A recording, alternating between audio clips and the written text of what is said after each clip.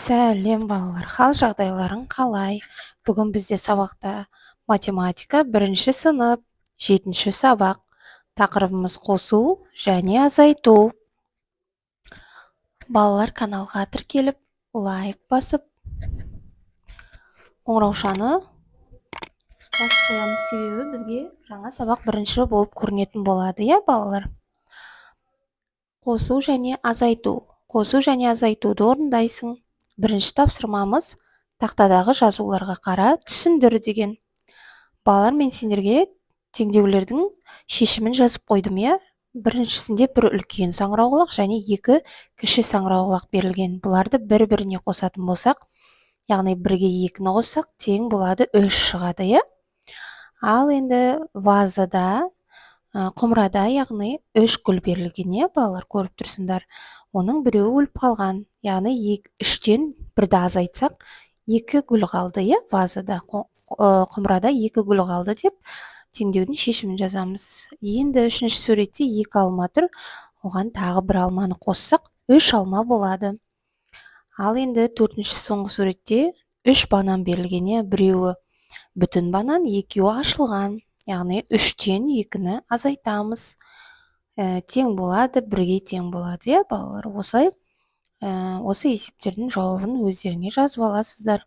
Екінші, балалардың қалай есептегенін айт дейді. 1-ге 2-ні қоссақ, тең болады 3, Міне 0, 1, 2, 3 деп балалар бізге сызықтар беріліп тұр, яғни 1-ге 1-ді қосатын болсақ 2 болады, ал 2-ге 1-ді қоссақ 3 болады. Осылайша біз қосуды көреміз, Ал енді керісінше азайтсақ, енді 2-ден 1-ді азайтамыз. 3-тен 2-ні азайтамыз, балалар.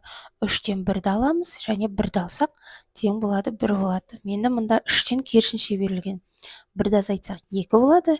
Енді 2-ден 1-ді азайтсақ 1 болады, Енді есіңде сақта деген балалар, қараңыздар. 2 санын бөліктеп қосуға, азайтуға болады дейді. 3-ші сандардың қосындысы мен айырмасының мәнін есепте. 1-ге 1-ді қоссақ, балалар, тең 2 шығады, Ал 2-ден 1-ді азайтсақ 1 болады. 3-тен 1-ді азайтсақ, тең болады 2 шығады. Бұл әрине 2 таңбалы сандарды көрсеткен, Суретке қара. 4-ші тапсырма. Неше жеңіл машина, неше автобус, неше шырша бар. Цифрлар мен таңбалардың көмегімен жаз. Бұл жерде 2 жеңіл көлік бар, және тағы 1 жеңіл көлікті көріп тұрық, жолдан, балалар. Яғни бұл 2-ге 1-ді қоссақ 3 жеңіл машина шығады. Ал енді жолдағы 2 автобусты қарайық, балалар, бір-біріне қарама-қарсы жүріп келатыр. Яғни 1-ге 1-ді қоссақ, тең болады 2 автобус шығады. Енді балалар, енді мектептің жоғарғы жағында 2 шырша және ғимараттың қасында 1 шырша берілген. Яғни 2-ге 1-ді қосатын болсақ, тең болады 3 шырша шығады. Ал енді 5-ші суреттер мен жазуларды салыстыр дейді. 2-ге 1-ді қосатын болсақ, тең болады 3 болады. Балалар, яғни сіздерге көрсетіп қойдым, 1 қызды көрсетіп, 1 қызыл жазумен, Ал 2 деген 2 бала. Яғни 2-ге 1-ді қоссақ, тең 3 болады. Ал енді сол жағындағы да тап солай, 1-ге қосамын 2-ні деген. Яғни 1 қыз қызыл бояумен боялып тұр, ал 2 саны көк түспен боялып тұр. Ол 2 бала. Тең болады 3 шығады. Екеуінде де бірдей. Балалар, осымен біздің бүгінгі сабағымыз аяқталды. Каналға тіркелуді ұмытпаңыздар. Сау болыңыздар, балалар.